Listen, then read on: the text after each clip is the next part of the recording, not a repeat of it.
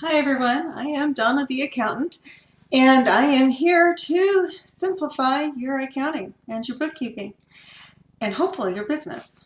Now before I get started, today I'm going to talk about commingling funds, why you should never do that, and why it makes your accountant crazy. But before I really dive into that, if you find these videos useful and you're getting good information out of them, please like and share. I want to help as many people as I can. If you are interested in hiring me to do your books, please feel free to visit my website, mysimplebookkeeping.com. Oh gosh, it's a mouthful too. So mysimplebookkeeping.com, you should be able to reach out to me on the contact page. I really do sincerely want to hear from you. I really want to hear the things that I'm doing well in these videos. What are the questions that you have that I could possibly answer? And with that, I'm going to kind of dive in. Commingling. This is kind of an accountant term, but what it really means is that you have a pot of money, your business has a pot of money, and never the twain should ever meet. If you have a personal account, you should not be using that account to pay your business bills. If you have, you should never take your business account and use your account to pay personal bills. And people do this all the time. It just kind of drives us all bananas. And it's worse when it's more than one business entity involved.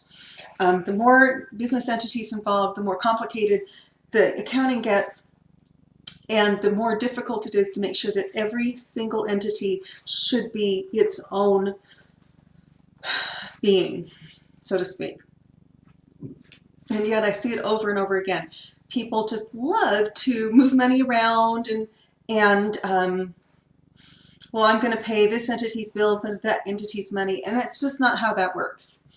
So the first reason is why.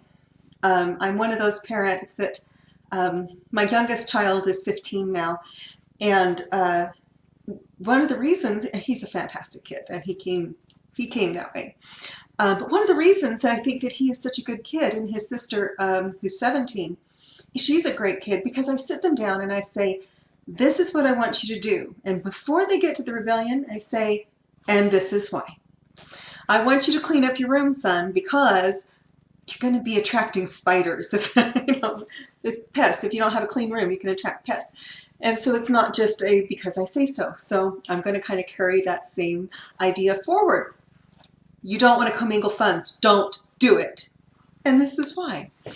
When you commingle funds, one, it makes it very difficult on your accountant to figure out where those funds are. We have to account for every penny that comes into your business.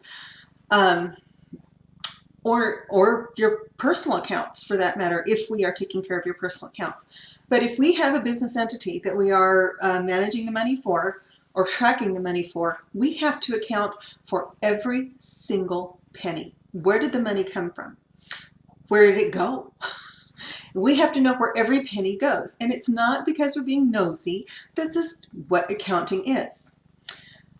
So if you have entity A, then we want to make sure that that entity only pays for that entity's bills. If you want to take a draw from your business, you are perfectly entitled to do that. But you don't do that by taking your business debit card and going to the mall and shopping around the mall. You do that by taking withdrawal from the business and marking it as an owner's draw or a shareholder's distribution or a member's draw, depending on how your business is structured, is how that's titled. But you withdraw the money from your business and you put it in your personal account.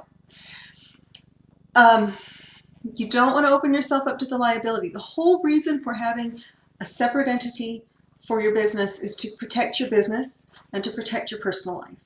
And when you don't do that, you are eliminating your protection.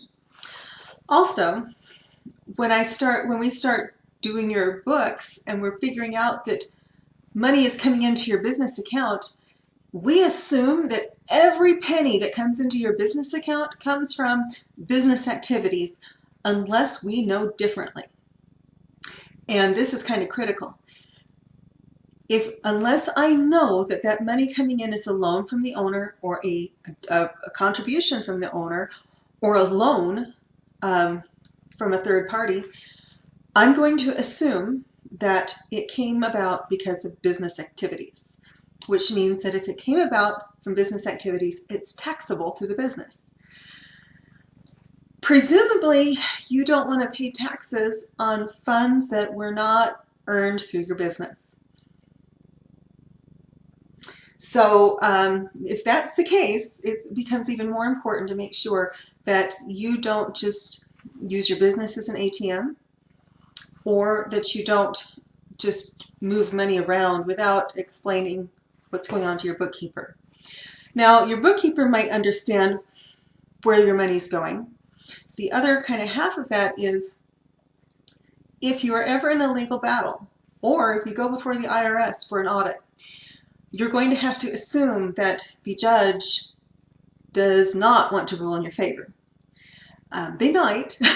They might want to, but they have to go by what they can see. And if what they're seeing is that you're using your business as an ATM, so to speak, if you're taking your business debit card and you're going to the mall and you're buying personal stuff, and then you're taking your personal card and you're buying business stuff, and there's this much overlap, and it just seems like it's all one pot of money and not two completely separate beings, then they're going to rule that it's all one pot of money, and you lose the protections that you set up when you created your business. And this is why accountants go bananas. Part of the biggest part of what I do, the biggest reason people hire me, they hire me to figure out where they're at in their business. And if they are commingling funds, I can't tell. And that's just the sad fact.